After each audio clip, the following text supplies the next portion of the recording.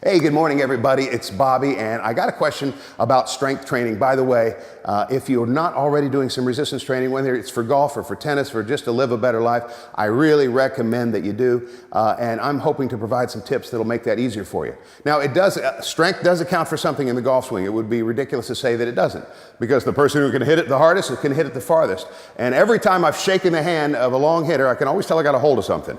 All right, usually, maybe they don't have big hands in every case, but they have strong forearms.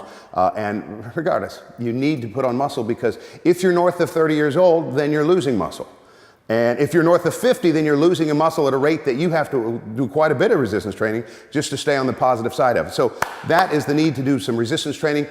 The question I had that was specific to today was about what do I do for this area back here, Bobby? It's starting to sag on me. I don't like to wear sleeveless shirts anymore because of this area. And trust me, you're not alone. I hear that a lot. I see that a lot. And I've worked with a lot of females in particular who find that to be a problem area.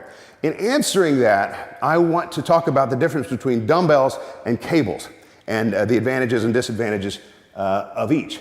A dumbbell is great because it's a free weight, requires you to stabilize.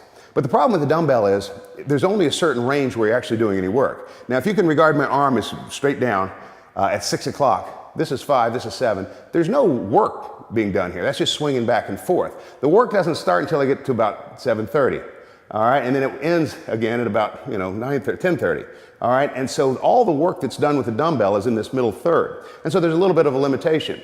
A muscle is least efficient when it's fully extended. And there's really no resistance happening when this thing is fully extended. So if I'm working a dumbbell, then I need to stay pretty much in the range where all the work is occurring. Someone might say, oh, look, he's cheating. That's a small rep. Well, it's not a small rep. That's just where the work is done when you're doing a dumbbell curl. Now, cables are different.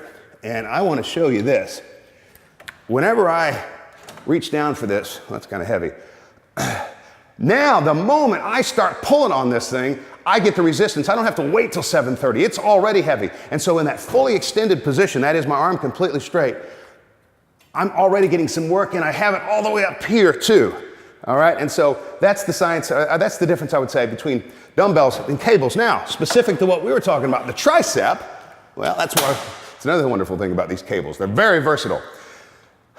What I want to do here is set this thing high, fiddle with the weight. The idea is for you to choose a weight where it's doable, but a challenge, and something that'll burn you out in 13 or 14 or 15 reps. If you do that, you'll be in business. And you need to get in a good, capable stance, put the elbows in your rib cage. No matter what, the elbows don't move around. They stay in place. That's how you know you're working the extensor muscle. I've got a nice tall posture, and I'm going down and separating. Look what I've done. I have gone down and separated, really working that full range of the tricep.